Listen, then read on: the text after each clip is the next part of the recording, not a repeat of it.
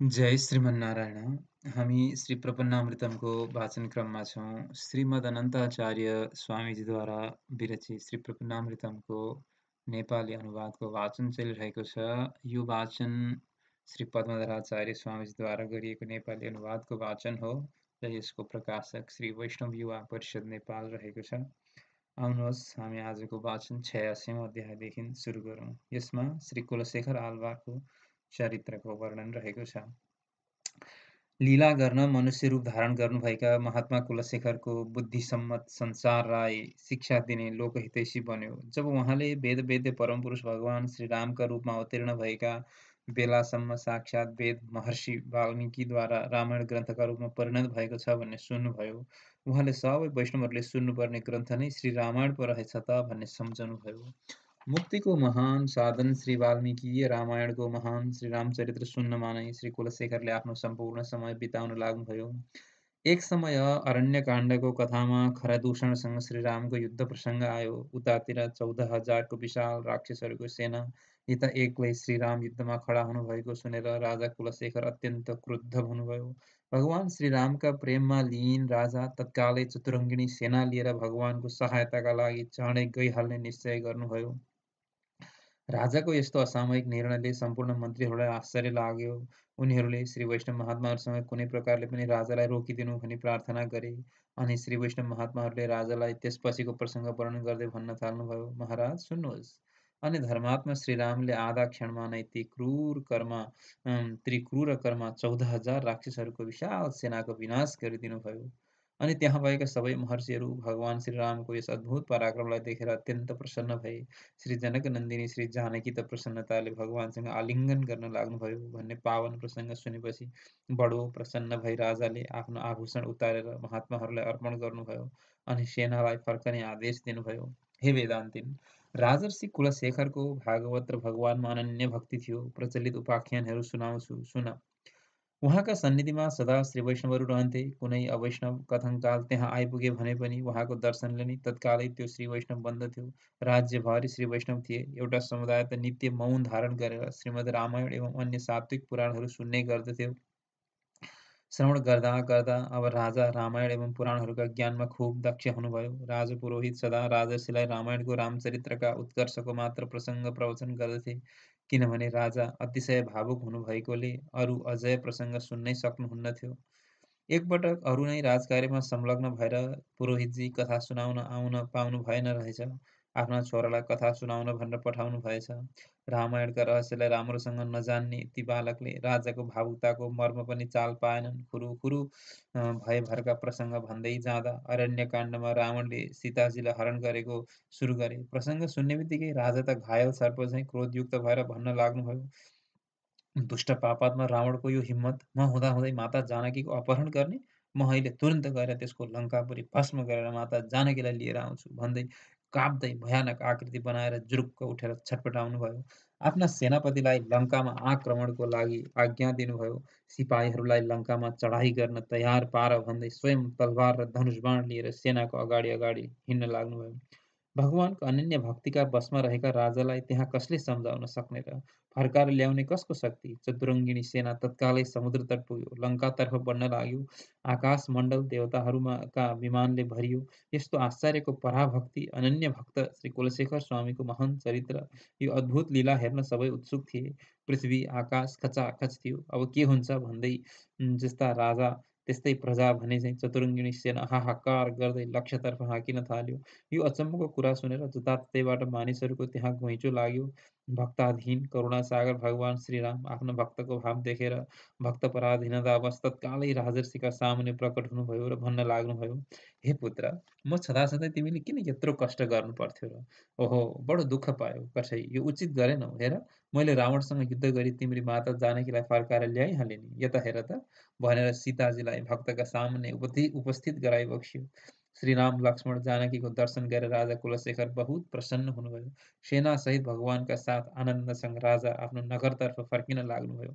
घाँटी घाँटीसम्म पानीले डुबिसकेका सारा सेना पनि कृतकृत्य भएर सबैले भगवानलाई साष्टाङ्ग गर्न पाए। यसरी बाटामा फर्कँदै थिए सबै ताम्र चुडपुर भन्ने ठाउँमा आइपुगेपछि भगवान अकस्मात अन्तर्धान हुनुभयो। भगवानलाई नदेख्दा राजा साह्रै दुःखी हुनुभयो, तर केही बेरमै सबै कुरा बुझेर आफ्ना सेनालाई राजधानी फर्कने आदेश दिनुभयो। जसरी बुद्धिमान मनुष्य स्वप्नमा प्राप्त धनलाई मिथ्या ठान्दछ, त्यसै गरी मैले राज्य पुरोहितका मुखबाट रामायण प्रवचनमा सीताहरण प्रसङ्ग सुनेर आवेग अवस्थामा यो यो लङ्कामाथि आक्रमण गर्ने उपक्रम गरे, यो पनि मिथ्या हो भन्ने बुझेर बुद्धिमान राजा कुलशेखर पनि सेनाका पछि-पछि आफ्नो नगर फर्कनुभयो। जो महान राम भक्त महात्मा श्री कुलशेखरको चरित्र पढ्दछ अथवा सुन्दछ, त्यो सारा पापबाट मुक्त भएर भगवान श्रीरामको परम भक्त बन्दछ। यसरी श्री कुलशेखर आलवारको चरित्र सम्बन्धी 86औं अध्याय समाप्त भयो। अब 87औं अध्यायमा पनि श्री कुलशेखर आलवारकै चरित्र रहेको छ। यहाँ श्री भट्टार्य स्वामी श्री वेदान्त स्वामीसँग प्रश्न गर्नुहुन्छ, हे वेदान्तिन, हेर यस पृथ्वीमा यस्तो कुन मनुष्य होला जो परम राम भक्त कुलशेखरका पावन चरित्र वर्णन गर्न नसकोस्। अहो, म त मेरा आचार्य देवका अनुग्रहले उहाँका विशाल चरित्रको वर्णन केही अंशमा मात्रै तपाईँलाई भन्दैछु। राजा श्री कुलशेखर कहाँ प्रतिदिन उभय वेदान्तका अनेक श्री वैष्णव षड्रसयुक्त पायस जस्ता अनेकन मीठा मीठा भोजनका पदार्थहरू प्राप्त गरेर सन्तुष्ट हुने गर्दथे। राजाले आफ्नो सारा राजपाट श्री वैष्णव महात्माहरूकै अधीन गरेर स्वयं भगवत भागवत आचार्यको दास स्वरूप बनेर उहाँहरूकै गुणानुभव गरेर नै आफ्नो समय व्यतीत गर्नुहुन्थ्यो। उहाँका मन्त्रीहरूले जब आफ्ना राजाको यस्तो स्थिति देखे, उनीहरूले विचार गरे कि महाराज त सारा समय श्री वैष्णवकै साथमा बिताउनुहुन्छ, यहाँसम्म कि रातमा भोजनको समयमा पनि श्री वैष्णवहरूकै साथमा घेरिएर रहनुहुन्छ। राजकार्यमा यस प्रकार शिथिलता आइरहेको छ। यस परिस्थितिबाट अब बचाएर राख्नुपर्ने भएको छ। सबै मन्त्रीहरूले त्यस्तो विचार गरेर एकपटक राजाका सामने आई हात जोडेर राजालाई निवेदन गरे, हे राजेन्द्र, मोक्षका लागि महात्माहरूको कर्तव्य भनेको भागवतहरूको कैङ्कर्य र राजाहरूको कर्तव्य प्रजा पालन गर्नु हो। तीन देवताहरूका शक्तिले युक्त राजाले सज्जनहरूको सङ्ग्रह र दुष्टहरूलाई निग्रह गर्दै आफ्ना सातै अङ्गहरूद्वारा अलङ्कृत भएर राज्य धारण गर्नुपर्दछ र पालन समेत गर्नुपर्दछ। निरन्तर चारै वर्णहरूलाई वर्णाश्रमोचित धर्ममा संलग्न गराएर आफ्ना मन्त्रीहरू एवं सचिवहरूको विमर्शद्वारा राज्य सञ्चालन गर्ने विधि छ।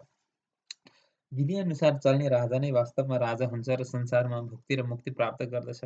यस प्रकारको राजनीतिद्वारा चल्ने राजालाई नै वास्तवमा स्वर्गाधिपति इन्द्र जस्तै भनेर समस्त पृथ्वीमा ठूलो इज्जत मिल्दछ र पृथ्वीको ठूलो भोग समेत गर्दछ। यसरी चलाउनु पर्ने यो राजधर्मको मर्मलाई प्रतिदिन आनन्दसँग सुखभोग गर्ने महात्माहरूले जान्दैनन्। मन्त्रीहरूको कुरा सुनेर राजाले भन्नुभयो, हेर्नुहोस् मन्त्रीगण एवं सचिवहरू हो, मुक्ति एवं मुक्ति प्रदान गर्ने भनेको यस लोकमा रहनुभएका श्री वैष्णव महात्माहरूले नै हो। उहाँहरू मेरा प्राण समान हुनुहुन्छ। तपाईँहरू मलाई श्री वैष्णव महात्माहरूदेखि विमुख बनाउने राय दिँदै हुनुहुन्छ। यो कुरा मेरा लागि असह्य हुन्छ। म यो सहन गर्नै सक्दिनँ। त्यसकारण तपाईँहरूलाई लगाइदिएको कार्यमा लाग्नुहोस्। यसरी राजा कुलशेखरले आदेश दिनुभयो र आफू स्वयं भागवत सेवामा संलग्न हुनुभयो। मन्त्रीहरूको राय राजाले नमानेको हुनाले अब श्री वैष्णवहरू र राजा बीच फाटो गराउने विचारले अरू उपाय खोज्न थालियो। एक दिन राजा अनेक बहुमूल्य आभूषणहरूले अलङ्कृत भएर राजसिंहासनमा विराजमान भइरहेको हुनुहुन्थ्यो। यत्तिकैमा अष्टाक्षर मन्त्र तत्त्वार्थ चिन्तनमा आसक्त चित्त भएका समदमादि गुणहरूका खानी द्राविड वेद तत्त्वत्रय आदिका ज्ञाता शेषत्व विभववेत्ता श्रेष्ठ श्री वैष्णव भागवतहरू टुप्लुक्क त्यहाँ आइपुग्नुभयो। राजाले तत्कालै सिंहासनबाट उत्रेर उहाँहरूलाई साष्टाङ्ग प्रणाम आदर सत्कार गर्दै श्री वैष्णव महात्माहरूको खुब सेवा गर्नुभयो र उहाँहरूका मुखारविन्दबाट 2 प्रहरसम्म भगवानका कथा श्रवण गर्नुभयो।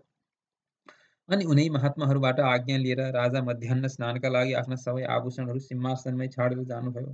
स्नान गरी तिलक सन्ध्यावन्दनादि पछि उहाँले श्री वैष्णवहरूलाई तदीय आराधना गराएर अवशिष्ट प्रसाद पाउनुभयो।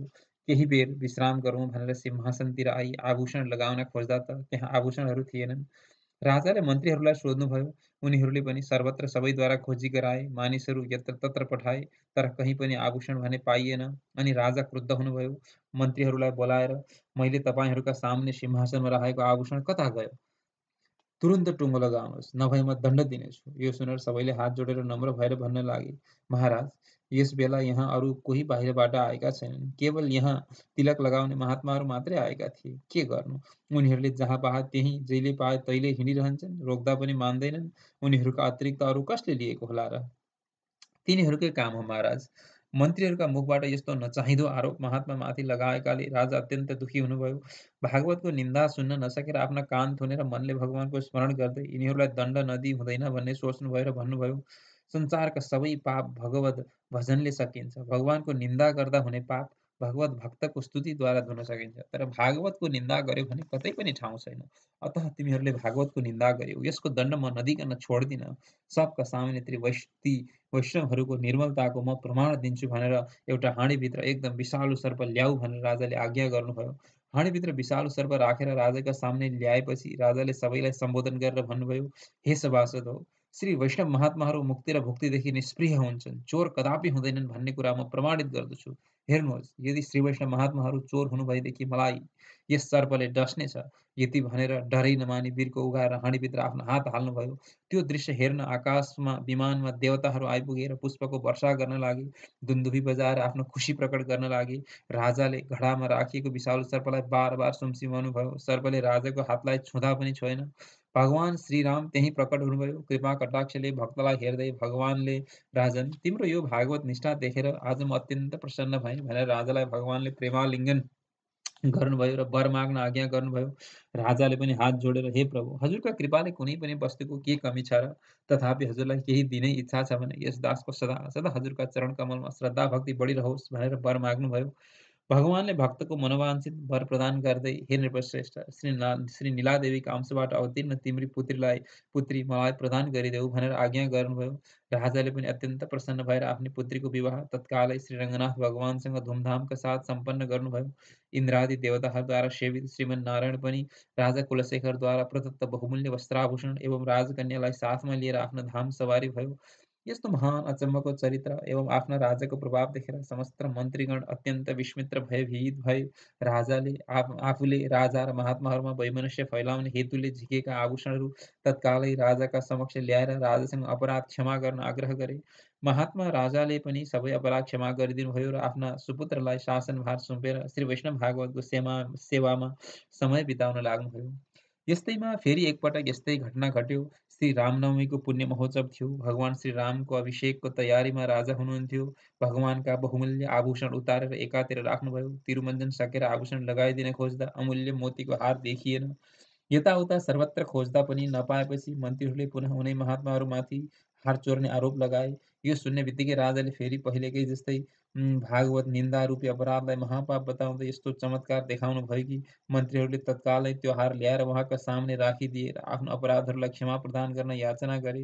अब उहाँले यस्ता अपराधीहरूसँग बिल्कुल सङ्गत गर्न हुन्न भन्ने मानेर सबैसँग अलग बस्ने निधो गरी आफ्ना छोरालाई राज्यभार सुम्पनुभयो र स्वयं श्री वैष्णव महात्माहरूलाई साथ लिएर श्रीरङ्गम प्रस्थान गर्नुभयो।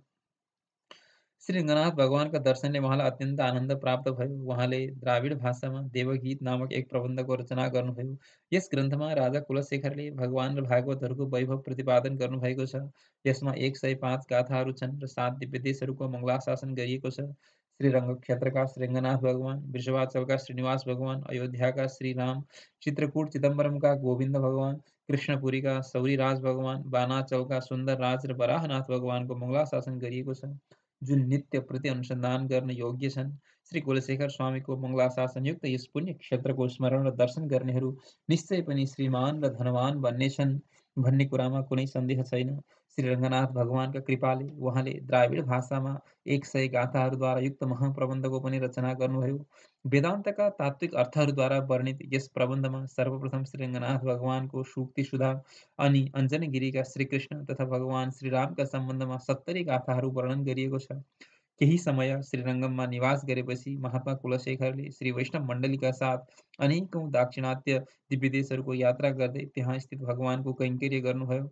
त्यसपछि कुरुगा नगरको ब्रह्मदेश नामक स्थानमा आउनुभयो। यहाँका अधिष्ठाता श्री राजगोपाल भगवानलाई साष्टाङ्ग गरी उहाँकै सौन्दर्यको वशीभूत भई 67 वर्षसम्म सुखपूर्वक कैङ्कर्य गरेर बिताउनुभयो। पाण्ड्य देश स्थित यस ब्रह्मपुरी नामक स्थानमा श्री राजगोपाल भगवानको अगाडि नै उहाँले परमपद प्राप्त गर्नुभयो।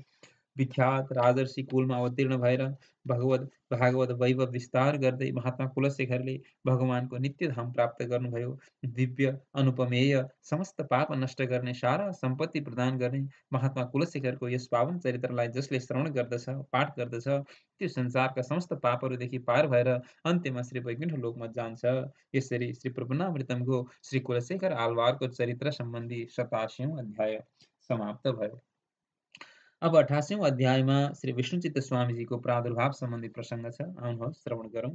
श्री वेदान्तीले श्री भट्टार्य स्वामीलाई प्रणाम गरेर, हे स्वामी, अब म हजुरका श्रीमुखबाट श्री विष्णुचित्त स्वामीका पावन चरित्र श्रवण गर्न चाहन्छु, म माथि कृपा गर्नुहोस् भनी प्रार्थना गर्नुभयो।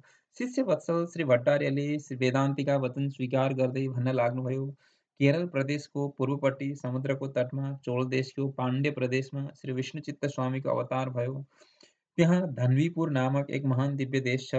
यही नै उहाँको अवतार स्थल हो। यहाँ सप्तसागर तीर्थ र वटपत्रशाही भगवान विष्णु क्षीर सागरको दिव्य वैकुण्ठ त्यागेर संसार रक्षाका लागि आएर निवास गरिरहनु भएको छ। ब्रह्मादि सारा देवताहरू, इन्द्र, सरस्वती, नारद आदि महर्षिहरू भगवानका सेवा कैङ्कर्यका लागि उहाँका समीपमा नित्य निवास गर्नुहुन्छ। भगवानका भक्त र विद्वानहरू भरिएको यो नगर पाण्ड्य देशका राजाहरूद्वारा रक्षित र भगवानका विविध उत्सवहरूका लागि त्यस्ताका सर्वत्र प्रसिद्ध रहेको थियो। यस नगरको सम्पन्नता देखेर देवताहरूको नगरी सुमेरु पर्वतले पनि लज्जाले श्री धन्वीपुरको सेवा गर्न लागे। सर्वश्रेष्ठ अन्न धनले परिपूर्ण धन्वीपुरमा वेदज्ञहरूमा सर्वश्रेष्ठ महात्मा विप्रवर शालावृत गोत्रमा समुद्रको उत्सव बढाउने चन्द्र स्वरूप श्री वैष्णव श्रेष्ठ बोधायन सूत्र यजुर्वेद शाखाध्यायी अग्रशिखा भएका मुकुन्दार्य भन्ने नाम भएका एक भगवतप्रिय महात्मा हुनुहुन्थ्यो। उहाँकी पद्मा नामकी पत्नी प्रतिव्रता हुनुहुन्थ्यो। श्री मुकुन्दार्यलाई सन्तानको अभिलाषा भएपछि वटपत्रशाही भगवान केशवसँग महात्माले विधिवत प्रार्थना गर्नुभयो। उहाँका प्रार्थनाबाट प्रसन्न भगवानले एक पुत्र रत्न प्रदान गर्नुभयो। क्रोधन नामक संवत्सरको ग्रीष्म ऋतुको ज्येष्ठ शुक्ल पक्षमा हरितिथिको शुभ लग्नमा स्वस्ति नक्षत्र रविवारका दिन गरुडका अंशबाट विप्रवर श्री विष्णुचित्त स्वामीले श्री मुकुन्दार्यका घरमा श्री पद्मादेवीका गर्भबाट अवतार लिनुभयो। उहाँको अवतारका सम्बन्धमा यस्तो प्रसिद्धि छ।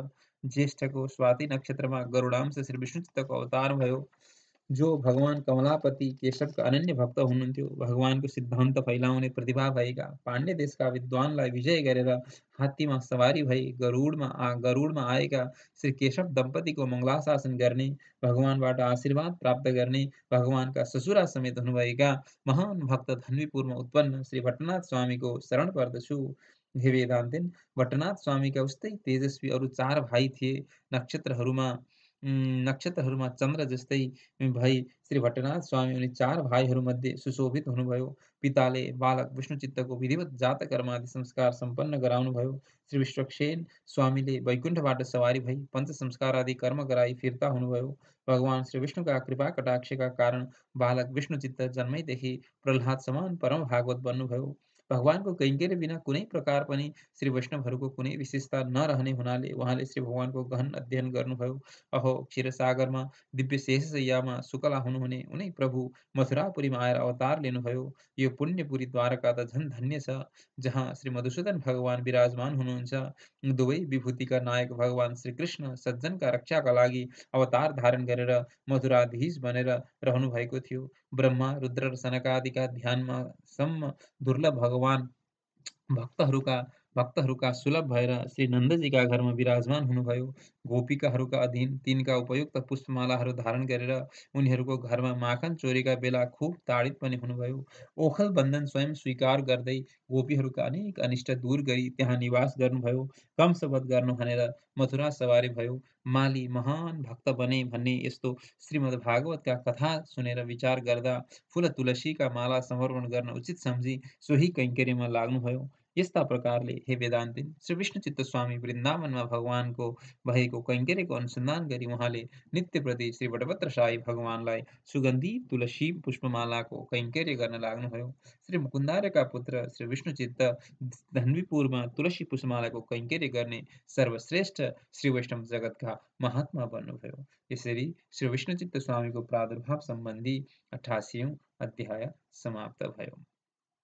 अब 89 अध्यायमा श्री विष्णुचित्त स्वामीबाट परतत्व निर्णय सम्बन्धी प्रसङ्ग रहेको छ। श्री धन्वीपुरदेखि उत्तर 5 योजन पर मदुराई भन्ने सहरमा विद्वत्प्रिय एवं स्वयं विद्वान वल्लभदेव नाम गरेका एक राजा राज्य गर्नुहुन्थ्यो। उहाँको राज्यमा सारा प्रजा सुखी र सम्पन्न थिए। प्रशासनको सन्दर्भमा एक दिन राजा रात्रिचर्याका लागि आधा रातमा नगर भ्रमणमा हुनुहुन्थ्यो। कुनै एउटा घरका बारदलीमा एक्लै एक ब्राह्मण सुतिरहेको देख्नुभयो र राजाले को रहेछ भनेर ब्राह्मणको सन्निकटमा आउनुभयो। यसरी एक्लै किन सुत्नु भएको भनेर राजाले सोध्नुभयो। राजन, म तीर्थयात्री ब्राह्मण हौ, गङ्गा स्नान गर्ने, अब सेतु स्नान गर्नु पर्यो भनेर यसतर्फ आएको हुँ। ब्राह्मणका कुरा सुनेर प्रसन्न भएका राजाले उनलाई प्रणाम गर्नुभयो र भन्नुभयो, हे विप्रवर, यद्यपि हजुरको दर्शन मात्रैले पनि म कृतकृत्य भएको छु, तैपनि मेरो आत्मजीवनका लागि एउटा पद्य रत्न सुनाउनुहोस्। हे वेदान्तिन, मानव राजालाई सचेष्ट गर्ने हेतुले ब्राह्मणले वर्षाकालमा आनन्दसँग बस्न 8 महिनासम्म सबै सामग्री ठिक पार्नु, आनन्दसँग रात काट्न दिउँसै ठिक प्रबन्ध गर्नु, बुढेसकालका लागि बल सधैँ जोडेर राख्नुपर्छ र परलोकका लागि यही जन्ममै प्रयास गर्नुपर्छ भन्ने पद्य रत्न सुनाउनुभयो। त्यसपछि ती विद्वान राजाले सोच्नुभयो, संसारमा दुई प्रकारका विषय छन्, दृश्य र अदृश्य। यी दुवै विषय साध्य छन्। दृश्य विषय नै अदृश्यको साधन हुन्छ। दृश्य विषयहरूका लागि त मसँग कुनै पनि चिजको कमी नभएको हुनाले कुनै पनि समस्या छैन। मलाई अदृश्य विषयको विशेष प्रयास गर्नु परेको छ। तर के गरी समाधान हुन सक्ला? किनभने देवता अनेक छन्, कोबाट मोक्ष प्राप्त हुने हो भन्ने संशय छ।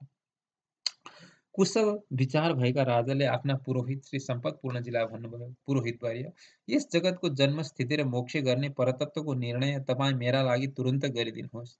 राजाले आफ्नो जिज्ञासा प्रकट गर्नुभयो। यस्ता प्रकारका कुरा सुनेर अत्यन्त प्रसन्न भएका राजपुरोहितले राजासँग प्रस्ताव राख्नुभयो, हे राजन, यस धर्मप्राण राज्यमा परतत्त्व निर्णय त वैदिक सिद्धान्त अनुसार नै हुन उचित हुन्छ।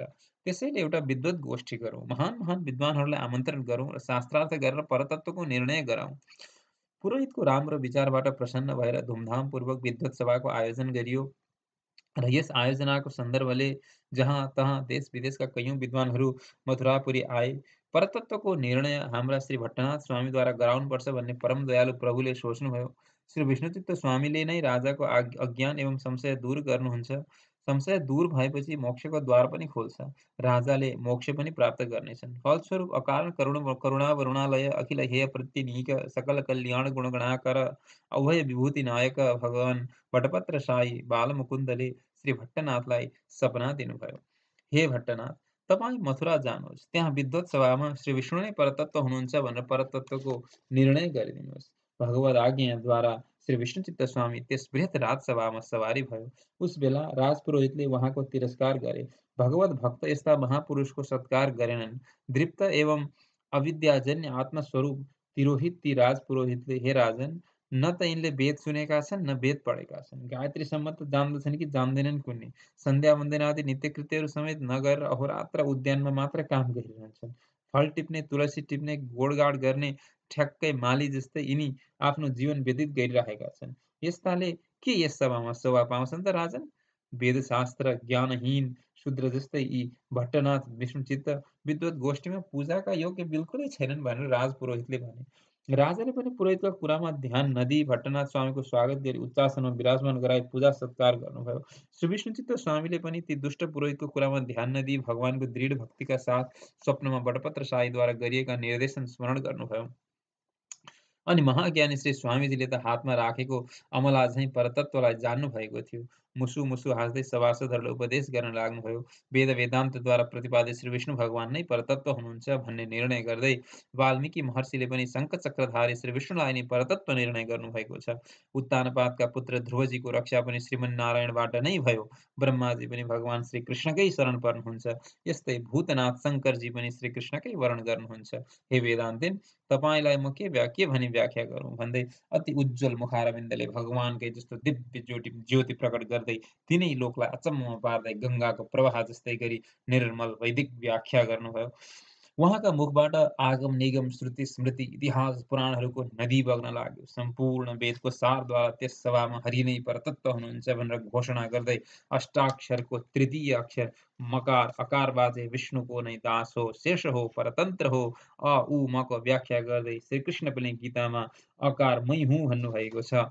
मकार बाजे चेतन स्वाभाविक रूपमा भगवद् अंश शेष हो। भगवान शेषी जीवात्मा शेष भएकाले श्रीमन्नारायणदेखि अतिरिक्त अरू कसैको पनि वस्तु हुनै सक्दैन। चित अचित सारालाई टम्म बनाउँदै उनै श्रीमन्नारायण व्याप्त हुनुहुन्छ। यस्ता प्रकारले आफ्ना दुवै हात उठाएर सारा रहस्यको उद्घाटन गर्नुभयो। वेद सम्मत शास्त्र भन्दा अरू कुनै शास्त्र छैन र केशव भन्दा अरू पर कुनै देवता नै छैन। यही सत्य हो। नारायण भन्दा अतिरिक्त पहिले पनि कोही थिएनन्, अहिले पनि कोही छैनन् र भविष्यमा पनि हुँदैनन् भन्ने निर्णय गरिसक्दा त सारा विद्वान सहितको त्यस जनसभाका माझमा झुन्ड्याएर रहेको शुल्क स्वरूप सुवर्णको दिव्य आवाज गर्दै आफै झऱ्यो। यो देखेर सबै दङ्ग परे। विष्णुचित्त स्वामीको यो विचित्र रूप देखेर विरोधीहरू भागाभाग गर्न थाले भने अरू जनताहरू उहाँका पछि लाग्दै जय जयकार गर्न थाले। त्यस मथुरा राज्यका राजाले पनि छत्र चामर आदिका साथ सावधानीपूर्वक दिव्य जय जयकार गर्दै राजकीय सम्मानले श्री विष्णुचित्त स्वामीलाई नगर परिक्रमा गराए। त्यति बेलाको नगरको सजावटले श्री रामचन्द्र जानकीको विवाह उत्सवमा भएको आनन्दलाई पनि मात गरेको थियो। राति स्वप्नमा निर्देशन गरेका श्रीमन्नारायण पनि आफ्नो भक्तको विजयलाई हेर्न, छोराको अलौकिक उत्सव दर्शन गर्न जसरी पिता माता उपस्थित हुन्छन्, त्यसै गरी आकाशमा गरुडद्वारा सवार हुनुभयो। भगवानको त्यस अप्राकृतिक मङ्गल विग्रहको दर्शन गरेर अत्यन्त हर्ष भयो। श्री विष्णुचित्त स्वामीलाई पनि श्री विष्णुचित्त स्वामी भगवानको प्रेममा चुर्लुम्म डुब्नुभयो। पञ्चोपनिषन्मय यस्तो अलौकिक दिव्य छटाको अरू प्राकृतिकहरूले पनि दर्शन गरे। नित्य मुक्तहरूका दिव्य ज्ञानद्वारा मात्र अनुभव गरिने अद्वितीय सौकुमार्य लावण्य सौन्दर्य परिणाम रहित सबै प्राणीहरूलाई आनन्द दिने रूप प्राकृतिकहरूले देख्दा नजर लाग्छ भनेर पल्लान्डु पल्लान्डु इत्यादि बहुशरद मङ्गलाशासन गर्न लाग्नुभयो। श्री भगवानको दिव्य मङ्गलाशासनका साथ श्री विष्णुचित्त स्वामी र भगवानका बीचमा वार्ता भए। त्यसपछि श्रीमन्नारायण प्रभु आफ्नै पुत्रको विजयमा रमाउँदै वैकुण्ठ सवारी भयो। अब यता श्री विष्णुचित्तलाई पनि मथुराका राजाले समस्त जनता र विद्वानहरूका समक्षमा खुब पूजा गर्दै छत्र चामर बाजा गाजाका साथ सुवर्णको शिविकामा आरोहण गराएर आफू समेत धेरै परसम्म पूर्ववासीका साथ पुर्याउन जानुभयो। श्री स्वामीजी पनि सबैसँग विदा भई बडो प्रेमले आफ्नो दिव्य देश श्री विल्लवित्तुर अर्थात् श्री धन्वी नगरी तर्फ सवारी भयो। आफ्नो इष्टदेव श्री वटपत्र साई भगवानका अगाडि स्वर्ण मुद्रा राखी साष्टाङ्ग गर्नुभयो र आफ्नो सारा विजय कथा सुनाउनुभयो। स्वामीजीलाई अर्चकहरूद्वारा भगवानले तीर्थ सठारी आदि प्रदान गर्दै साह्रै आनन्दित हुनुभयो। यस प्रकार विजयी भएर पूर्ववत् श्री स्वामीजी पनि पुष्प तुलसीको कैङ्कर्य गरेर रहन लाग्नुभयो। त्यही समयमा श्री विष्णुचित्त स्वामीले निम्न दिव्य देशहरूको दिव्य गाथाहरू रच्नु भएको छ। ती हुन् श्रीरङ्गम, श्री विल्लिपुत्तूर, श्री मथुरा, श्री कुरङ्गनगरी, श्री गोष्ठीपुरम, श्रीमद् कृष्णपुरी, श्रीमद् वानाचल, श्री श्वेताचल, श्री पुरी, श्री शेषाद्री, श्री पुरुषोत्तम, श्री नवव्रज आदि 67 गाथाहरू गाउँदै स्तुति गर्नुभयो। यस प्रकार यो प्रपन्नामृत सुनाउने आफ्ना आचार्य भट्टार्यबाट श्री वेदान्तीले खुब आनन्दले सुन्दा सुन्दै अति कौतूहल भएर सोध्नुहुन्छ, यस्ता दिव्य श्री विष्णुचित्त स्वामीको कथा सुन्न पाएँ। हे स्वामी, यहाँ श्री विष्णुचित्त स्वामीलाई महार्य भनेर कसले पद दियो? यसै कसरी महार्य हुनुभयो? प्रश्न सुनेर श्री भट्टार्य भन्नुहुन्छ, भगवान श्री विष्णुलाई लक्ष्य गरेर 9 जना सूर्यहरूले बार बार साष्टाङ्ग गर्नुभयो, त्यसैले उहाँहरूलाई दिव्य सूर्य भनिन्छ। तर विष्णुचित्त स्वामीले त भगवानका विभूतिहरूको मङ्गलाशासन गर्नुभयो, अत उहाँलाई महार्य भनिन्छ। यस्तो महान कार्यलाई नै दिव्य देशका सूर्यहरूद्वारा खुब प्रशंसा गरेर महाआर्य भन्दै सम्मान गरेको कुरा पृथ्वीमा ऐतिहासिक भएर रहेको छ। उहाँका मङ्गलाशासन रूपी पल्लान्डु गान वेदमा जसरी ओम मुख्य छ, त्यस्तै दिव्य प्रबन्धहरूमा ओमकार सरह पवित्र छ। 4000 प्रबन्धमध्ये यो सबैभन्दा श्रेष्ठ छ। जसले नित्य पाठ गर्छ र सुन्छ, त्यस जीवात्माको सारा पाप नाश भई सजिलै आफ्नो इच्छाको भोग यस संसारमा भोगी अन्त्यमा भगवानको धाममा जान्छ। यसरी श्री विष्णुचित्त स्वामीबाट परतत्व निर्णय सम्बन्धी 89औं अध्याय समाप्त भयो। र आउनुहोस् अब 90औं अध्यायमा श्री गोदा देवीका अवतार सम्बन्धी प्रसङ्ग श्रवण गरौँ। अब श्री भट्टार्य देशिक आफ्ना शिष्यलाई प्रेमपूर्वक श्री गोदाजीको अवतार वर्णन गर्नुहुन्छ। नीला तुङ्गस्तनगिरी तटी सुप्तमुद्बोध्य कृष्णम भन्ने जुन श्लोक छ, यस श्लोकद्वारा श्री गोदादेवीको ध्यान गर्दै भन्नुहुन्छ, हे वेदान्तिन, गर्मीको ऋतु ग्रीष्मकाल सकिसकेको थियो। भर्खरै वर्षा पनि भएको थियो। तुलसीका नयाँ-नयाँ बिरुवाहरू पनि भर्खरै रोपिँदै थिए। श्री विष्णुचित्त स्वामी श्री बटपत्र साईका सेवामा संलग्न हुनुहुन्थ्यो। नित्य आफ्ना बगैँचामा विभिन्न प्रकारका सुगन्धित फूलका बिरुवाहरू एवं तुलसीका बिरुवाहरू लगाएर त्यसको सेवा गर्दै यी कहिले भगवानका कैंकर्यमा उपयोगी हुने हुन् भन्ने चिन्तन गर्दै यसै चिन्तनलाई खुब सजाएर हर्षका साथ आफ्ना दिन व्यतीत गर्नुहुन्थ्यो। पूर्वकालका राजा श्री जनकजीले यज्ञ गर्न जमिन शुद्धिको लागि होला हलो जोत्दा हलोको सियोमा जगत जननी सीताजीको अवतार हुँदा जसरी जनकजी अत्यन्त हर्षित हुनुभएको थियो त्यसरी नै श्री गोदा माताले पनि तुलसी वनबाट अवतार लिई श्री विष्णुचित्त सूरीलाई हर्षित गराउनुभयो। आषाढ महिनाको कृष्ण पक्ष मङ्गलबारका दिन चतुर्थी तिथि परेको थियो। त्यस दिन तुला लग्नका पूर्व फाल्गुनी नक्षत्र पनि भएकाले मध्याह्नका बेला सारा जगत मङ्गलाकारक योगमय भएको थियो। श्री विश्चित स्वामी यति बेला पनि भगवानको कैंकर्य तुलसीको सेवामा नै लाग्नु भएको थियो। अरू पनि तुलसी लगाउनु पर्छ भनेर श्री स्वामीजी अलिकति माटो खन्नु पर्यो भनेर खन्न लाग्नु भएको थियो। माटामा उहाँले त्यहाँ एक दिव्य अपूर्व सौन्दर्यमयी बालिका प्रकट भएको स्वामीजीले देख्नुभयो। लक्ष्मीका अंशबाट अवतरित बालिका श्री गोदाम्बा भन्ने नामले संसारमा प्रसिद्ध भएकी यिनै हुनुहुन्छ। यहाँले नै श्रीरङ्गनाथ भगवानका साथ मङ्गलमय पाणी ग्रहण गर्नुभएको हो। हे वेदान्तिन श्री विष्णुचित्त स्वामीले अचानक यिनी बालिका प्राप्त गरेदेखि सीताको जस्तै भूमिबाट प्रकट भएकी भनेर आफूलाई जनक समान सम्झनुभयो। बडो भाग्यमान रहेछु भन्ने ठान्नुभयो। यी बालिकाप्रति उहाँको वात्सल्य अथाह भएर उर्लेर आयो। बालिकाको प्रेमपूर्वक लालन पोषण गर्न लाग्नुभयो। सबै श्री वैष्णवहरूलाई सामनेमा राखेर श्री विष्णुचित्त स्वामीले आफ्नी छोरीलाई शङ्खचक्राङ्कित गर्नुभयो। बालिकाको नाम श्री गोदाम्बा राख्नुभयो। श्री गोदा देवी आफ्ना पिताका घरमा अक्षुण्ण कान्तिका साथ बढ्न लाग्नुभयो। अवस्थाका साथ साथै भगवान श्री विष्णुका प्रति आकर्षण पनि बढ्दै गयो। पिताका साथ उहाँ पनि तुलसी बगैँचामा भगवानका कैंकर्यका लागि माला बनाउनुहुन्थ्यो। श्री सूरीको अनुपस्थिति भएको बेला केही क्षणसम्म माला आफूले लगाएर कस्तो शोभा हुँदो रहेछ भनी निरीक्षण गर्ने गर्नुहुन्थ्यो र झटपट फेरि पिताले देख्नुभयो भने गाली गर्नुहुन्छ भन्ने ठानी टोकरीमा जस्ताको तस्तै मिलाएर राख्ने गर्नुहुन्थ्यो। भगवत कैंकर्यमा उहाँको यस्तो प्रतिदिनको बानी नै परिसकेको थियो। एक दिन त कसो कसो पिताजीले भगवानलाई पहिराउन ठिक्क पारेको माला गोदाजीले आफ्ना गलामा लगाएर नटखट गरेको देखि अपरिमित वात्सल्यका कारण छोरीलाई सम्झाएर भन्नुभयो, गोदा तिमीले यो अनुचित गर्यौ। भगवानका लागि तयार गरेको सामग्री भगवानलाई अर्पण नगरिकन स्वयं उपयोग गर्नु हुँदैन। यस प्रकार छोरीलाई सम्झाएर त्यस दिन श्री भटपत्र साई भगवानलाई माला टक्र्याउनु भएन। राति श्री सूरीलाई भगवान श्री भटपत्र साईले स्वप्न दिनुभयो, भक्त विष्णुचित्त आज तिमीले माला अर्पण गरेनौ किन? श्री विष्णुचित्त स्वामी भन्नुहुन्छ, हे प्रभु, हे बटभद्र साई, हे दयानिधे, सधैँको जस्तो दिव्य माला ठिक पारिराखेको थिएँ। आज मेरी छोरी गोदाले लगाएर जुठो पारिछन्, तसर्थ जुठो माला अर्पण गर्न सकिन। भगवानबाट आज्ञा भयो। उनले धेरै पहिलेदेखि आफूले त्यो माला लगाउने गर्दथिन्। मलाई त्यही माला नै अभिष्ट छ।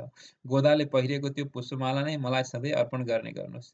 श्री विष्णुचित्त सूरीको स्वप्न भङ्ग भयो। उहाँ जागेर आश्चर्यचकित हुनुभयो। भगवानको दिव्य आदेशानुसार गोदाद्वारा उपभुक्त माला नै श्री भगवानलाई अर्पण गर्न लाग्नुभयो। त्यो परम्परा आज पनि छ। अहिले पनि श्री गोदाम्बाजीलाई अनि भगवानलाई लगाइदिने चलन छ। श्री गोदादेवी श्री विष्णुचित्त सूरीको घरमा बढ्न लाग्नुभयो। उहाँ अब यौवनावस्थामा प्रवेश गर्न लाग्नुभयो। भगवानप्रतिको अथाह प्रेमका कारण व्रत इत्यादि गर्नुहुन्थ्यो। जसरी गोपिनीहरूले श्रीकृष्णलाई प्राप्त गर्न हविष्यान्न लिएर धनुर्मासको सङ्क्रान्तिदेखि महिनाभर भगवत प्राप्तिका लागि कात्यायनीको व्रत गर्नुभयो। त्यसै गरी श्री गोदाम्बाले पनि श्रीमद् भागवतमा वर्णित श्रीकृष्ण तत्त्वको नित्यानुसन्धान गर्न लाग्नुभयो। श्री गोदादेवीको बढ्दो उमेरलाई देखेर पिता भट्टनाथलाई यिनको पाणी ग्रहण संस्कार कोसँग गर्ने होला भन्ने कुराले चिन्ता लाग्न थाल्यो। पिताश्रीलाई चिन्तित देखेर श्री गोदादेवीले भन्नुभयो, हे पिताश्री, हजुर धेरै चिन्ता नगर्नुहोस्। भगवान बाहेक म अरू कसैसँग पनि विवाह गर्दिन। यस प्रकार छोरी गोदादेवीको भगवानमा भएको दृढ निष्ठालाई देखेर श्री विष्णुचित्त सूरी असाध्यै प्रसन्न हुनुभयो। उहाँले छोरीलाई प्रस्ताव राख्दै भन्नुभयो, छोरी, म पहिले तिमीलाई यस भूतलमा रहेका महान 108 दिव्य देशहरूमा रहने भगवानको दिव्य अर्चा विग्रहका बारेमा वर्णन गर्दछु। अर्थात् पाण्ड्य देशका दिव्य देश 18, केरलमा 14, चोल देशमा 42, तुण्डीर भूमिमा 23 र उत्तर देशमा 11 अनि तिमीलाई जुन भगवानको चरित्र राम्रो लाग्छ उनी प्रभुसँग आफ्नो मङ्गलमय प्राणी ग्रहण संस्कार सम्पन्न गरौली। हे वेदान्तिन तदनुसार श्री सूर्यले भूतलमा विद्यमान 108 दिव्य देशका भगवानका कथा वर्णन गर्नुभयो। भगवानका अमृतमय कथाको रसपान गरेर श्री गोदाम्बा आनन्दमग्न हुनुभयो। श्री सूर्यले गोदाम्बाको स्वयंवर समारोहको आयोजना गर्नुभयो र श्री धन्वी नगरमा 108 भगवानलाई बोलाउनुभयो। सबै स्त्री विग्रहहरू पनि श्री गोदादेवीलाई वरण गर्न भनेर सवारी भयो। श्री गोदादेवीले भगवान श्री रङ्गनाथको दिव्य मङ्गलमय विग्रहको कमनीय कान्ति मनमा राम्रो अनुसन्धान गरेर उहाँलाई आफ्नो पति स्वरूपमा वरण गर्नुभयो। श्री सूर्यले अरू सारा दिव्य देशका भगवानको यथोचित सेवा सत्कार गर्नुभयो र सबैलाई बिदा दिनुभयो। श्री विष्णुचित्त समयबाट आफ्नो सबै दिव्य देशका भगवानलाई योग्य सम्मान पाई आफ्ना स्थानमा सवारी भयो। श्री रङ्गनाथले पनि आफ्ना गुण रूपबाट श्री गोदाम्बालाई मोहित पारी श्रीरङ्गम सवारी भयो। श्री गोदाजी पनि आफूले चाहेको वर श्री रङ्गनाथलाई आफ्ना मनमा राखी ध्यान गर्न लाग्नुभयो। जसले यो चरित्र सुन्दछ, पाठ गर्दछ र सुनाउँदछ, त्यो सारा पापबाट मुक्त भएर भगवान श्री रङ्गनाथ एवं उहाँकी परम प्रिया श्री गोदाम्बाको वात्सल्यको पात्र हुन्छ। यसरी श्री प्रपन्नामृतको तुलसी फेदबाट श्री गोदादेवीको अवतार सम्बन्धी 90औं अध्याय समाप्त भयो। जय श्रीमन्नारायण।